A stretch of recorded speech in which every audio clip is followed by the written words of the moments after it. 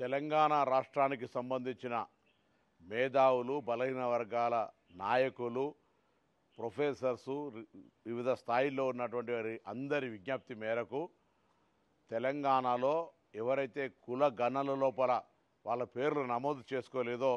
16వ తారీఖు నుంచి 28వ తారీఖు వరకు చేసుకోవడానికి 3 పద్ధతులలో అవకాశం కల్పించినాం.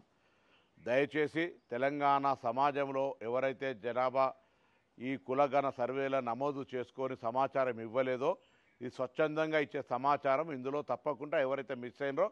వాళ్ళందరినీ వెంటనే సమాచారం ఇవ్వమని తెలంగాణ ప్రభుత్వం పక్షాన ప్రతి ఒక్కరికి విజ్ఞప్తి చేస్తూ ఉన్నాం. ఇందుకు సంబంధించి ఆనాడు విజ్ఞప్తి చేసిన వాళ్ళు లేదా విమర్శించినటువంటి వాళ్ళు ఇప్పుడు మిస్ అయినటువంటి వాళ్ళందరినీ మోటివేట్ చేపించి ఇందులో జనాభా లెక్కల్లో ఈ యొక్క సర్వేలో భాగస్వాములు అయ్యే విధంగా చూడాలని ఆ సంఘాల మేధావులందరికీ విజ్ఞప్తి చేస్తూ ఉన్నా. అదేవిధంగా బాధ్యత గల ప్రతిపక్ష నాయకుడిగా ఈరోజు పార్టీ విస్తృత స్థాయి సమావేశం జరిపే సందర్భంలో కూడా ఇది ఒక ఎజెండా తీసుకొని ఎవరైతే తెలంగాణలో కుల సర్వేలో పాల్గొనలేదో మీరు కానీ కేటీఆర్ గారు కానీ హరీష్ రావు గారు కానీ సర్వేలో పాల్గొని